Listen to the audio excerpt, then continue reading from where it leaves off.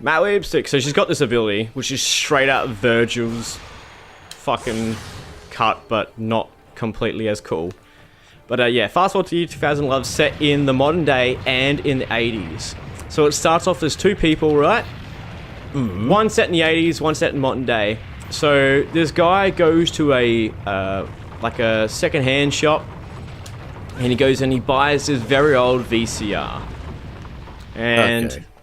So the he wants it for some reason, I can't remember too much, but he buys this VCR and it turns out it's got a tape in it. Mm-hmm. So that's the first half of the setup, is it's got this tape called The Year 2000 in Love. So, right. So then, back with that's in modern day. So after the modern day setup, we flash back to the 80s, where a guy goes to a video or some sort of like electric, like a JB Hi-Fi or something. Yeah. And he sees they're selling this brand spanking new, like ahead of its time VCR. Right. And it comes with like, the company has this, you know, like a demo tape on it to experience VCR. Like, you know, when DVD players first came out, they came with like sample DVDs to show you the contrast and quality. Yeah. It's like that. So the tape that was in it was called Year 2000 in Love. Mm-hmm. So this is all. So the guy who buys the VCR from the shop and the guy buys the VCR from the second-hand shop on the same day, at the same time. So like one is obviously 20 years. So let's say April 16th at 4:07 p.m. Yeah. So on April 16th, 4:07 p.m. back in the 1980s and back in 2000 and in 2010, they press play at the same time and they get sucked into the VCR and then they switch places. So the guy from the modern times, he's in the 80s and the guy from the 80s is in the modern times. And basically the whole movie is just them trying to figure out how to get back to their original times, but then they find the love of their life in that timeline. And it comes down to whether or not they want to stay with the quote-unquote love of their life, or they can go back to their time and live their lives as they normally would. So that's why we call it Fast Forward to the Year 2000 in Love. Ooh. So it's a love story, kind of like fucking, I don't know, what is that Letterbox Lakeside thing? Groundhog Day? No, not Groundhog Day, Letterbox thing. Like it's basically got Keanu Reeves and Sandra Bullock in it, and the only way they can communicate, because they're in two different time periods, is from a letterbox at this house on a lake. So they put a letter in the letterbox and then the other person gets it, but in a different time. Kind of like that. Or Your Name. Oh, yeah, I've seen Your Name. Your Name's such a good fucking film. I felt so bad, yet like genuinely happy. Oh no! When like, because I'm a fan of. Oh no! Do you remember their names though? Fuck no. I barely remember my name sometimes. Barely remember age. I do remember my name. I just age is a number. But and jail's just a room. Remember that. Well, it's like, what was I gonna say? Like I kind of predicted that whole little twist thing, where it's like, oh, okay, well, the things started clicking with me, and I'm like, okay, so this must be a timeline thing, and it is. But then, like at the end, I'm like, man, I just want them to get together, but at the same time, I would be happy if they just left it, and they kind of do, and they don't. For the ending credits, but like they sort of meet each other, but they don't. Yeah, then they ask each other what's their name, and then like you kind of hope they just rekindle it from there. But I cannot believe, I'm hoping J.J. Abrams does not live action that film. J.J. Abrams can fuck off and die. So what people just don't seem to understand is like what live makes action trash is trash. No, like what makes a good animated movie is the fact that it's animated. Yeah, it's the artistic draw of it, pretty much. Yeah. See, what makes a good animated movie is the fact that it's animated. Like, because you can do all those super impressive, like, magic shots, like, in those movies. Well, it's like they're remaking Akira. Yeah, that's not. Well, they're live actioning Akira, and the one thing they just like. Wait, oh, don't do that. One thing. Yeah. You were saying? That's not what I want. Nah. The one thing they don't understand is Akira from a story level, not good. Like, it's not a good story.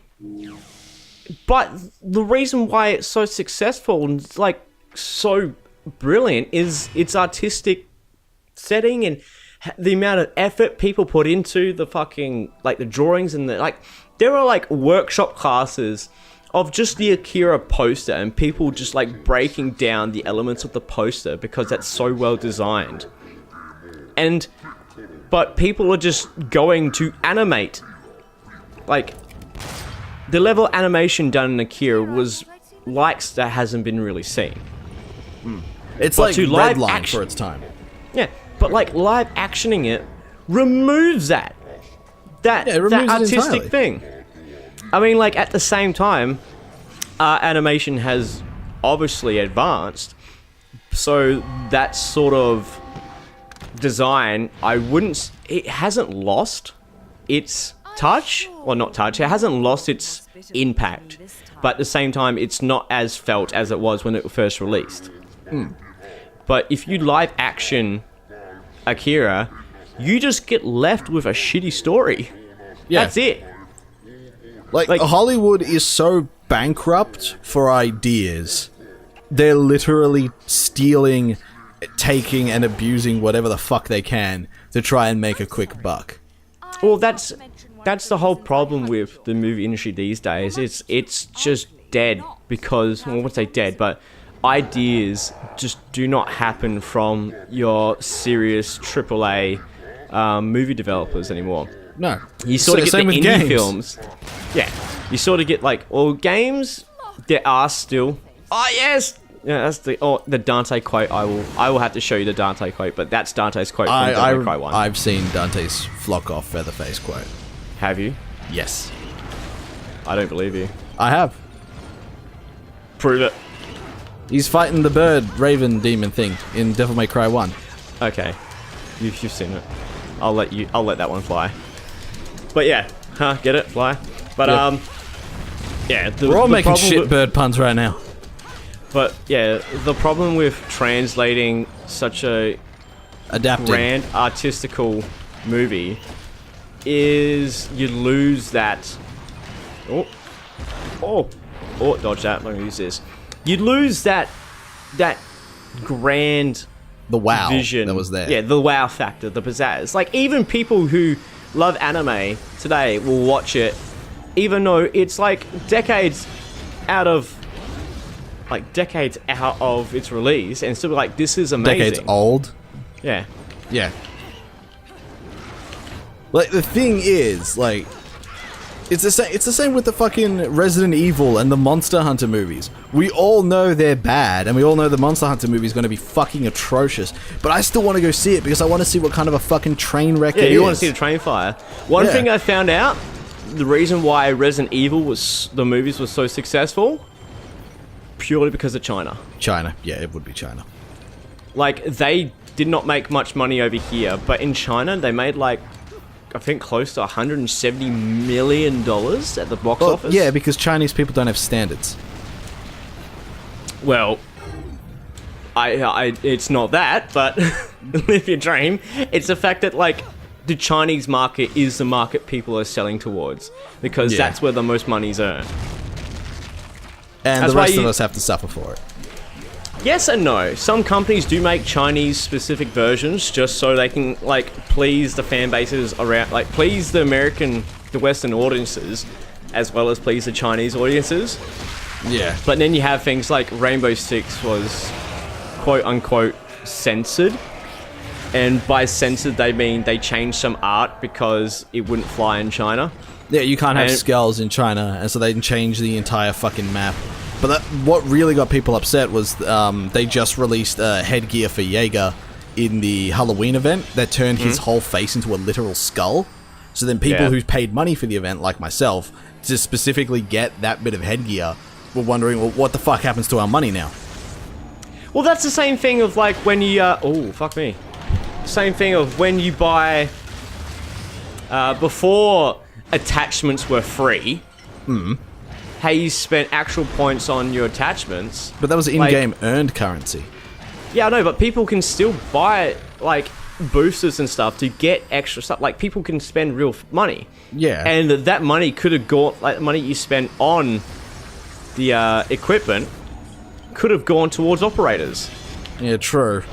But at the same time, like, that was a conscious decision they've made, whereas this was just straight censorship. And that's... yeah. The C word is what gets people really riled up. Like, I'm against censorship in every one of its entireties. Yeah, but as I said, like, it comes down... like, people can... oh, actually... that seemed pretty interesting. I'll try that in a second. But people can... well, developers can just straight up make separate version games for that. And... that's a lot of money in development, though. Yes and no. So, basically... oh... bam! Hit it back at him. It's like baseball. Basically, like, they have two versions of the same game, but one just has, like, the edited visuals, which is completely understandable, mind you. Yeah, but imagine having to, like, request a second character model because you can't show fucking skeletons. Well, it's not so much request a second character model, it's you just don't put that character model in the Chinese version. Well, yeah, but, like, you still have to put a different character in that spot. Like, you had skeletons for the level 1 mobs. Like, what's going to replace the skeleton model? You have to pay for a second model to something to replace it. Well, no, you don't pay if you just don't have it. Like, it's not like, oh, this needs to be replaced. It's just you just don't have it. Alright, so let's use this boss fight as an example. This is offensive to the Chinese market. Do we not have this boss fight in the game? No, that's a terrible, terrible comparison. It's like saying, oh, the armor the boss is wearing is not good for the Chinese market. Let's just change the armor. You're not removing the boss. You're just removing the aesthetic. Yeah, but someone still has to make that, and because someone still has to make that, yeah, but that's still being sold. That's still being sold in the American market. It's just not being sold in the Chinese market. Well, yeah, but because of the Chinese market, that's more development time that needs to be tossed in there. No, there's less development time. You do have to work half the amount because you're only making it for the North American thing. And it's not even that. It's because, like, if you make it for the American, you've made it. You're still getting sold. It's not going to get sold in China, so you're at no loss. It was never going to be sold in China. It's at no loss. I think you've lost me. So you're talking about this guy's headgear, yeah? Yeah. Yeah. So they make it, and so they have made this headgear for the entire thing, and then China's like, take it out. So, okay, cool. What they did is they took it out for everyone, which means they are now at a loss. But if they take it out for just the Chinese market, they can still sell it in the American market. Yeah. That's what I'm saying, is that... yeah, but that's still more work on the developer's part. How's it more work? Because they have to take it out. They can't just release it straight away. Yes, but that's not more work. That's let's just not release it on the Chinese client. That is less work. But it's a core part of the game. It needs to be in there. It's just a aesthetic. That's all it is. See, this is where we're getting a little off in our arguments. You're talking about a character's face mask, yeah? Well, Jaeger's headgear was what I was referencing. But I'm not talking about Jaeger's headgear specifically. I'm talking about skeletons in general. Like, you're not allowed to show skeletons on the Chinese market at all. Do you know what you do? So if you have an enemy... you have a Chinese market, a Chinese launcher, in which you just don't release that content in the Chinese launcher. Yeah, but if you have that enemy as like a boss in your game that's a skeleton, what do you do then? We're not talking about that. we're not talking about bosses. We're talking about aesthetics, which is what they changed. Yeah, well, bosses have aesthetics. Yes. Well, you're saying that what if it's a skeleton boss? And it's like people are complaining that things were removed, like bosses were removed. They're complaining that an aesthetic was removed because of China, to which could be easily solved by having released items on a certain client, or just don't release items on the Chinese client. Yeah, but if it's a boss, that's the way. That's the way to do it with the aesthetics. But that's done and dusted for the aesthetics. Different, like the Chinese launcher doesn't have access to the fucking. But that's where it comes. But that's where it comes down to censorship. It's like, okay, well, not even censorship. It's just changing something to fit the Chinese market, because that's the highest market. That is the market that pays the most. So, oh, look at this skeleton boss. Okay, if we want to release this for the Chinese market, guess what? Skeleton boss is not there. And that's fine, because you're not going to miss out. You're still getting a boss. It's just changed. Unless the game was already released and then taken out, then that's a different situation altogether. But if the game hasn't been released, then they will obviously tailor their enemies to the Chinese market, because those are the ones who are paying the most. And that's the problem with what Rainbow Six Siege did. Is like, okay, we have all this stuff that you paid for. Now we're going to change it. Now we're going to change it. Yeah, that's how Rainbow Six Siege fucked up. Yeah, and that's why I think it's terrible. And then they backpedaled on it. I have no fucking McDonald's drive-thru attendee, but I don't think having a Chinese client separate is a difficult thing. Also, that's the boss fight. Now we're back up to speed.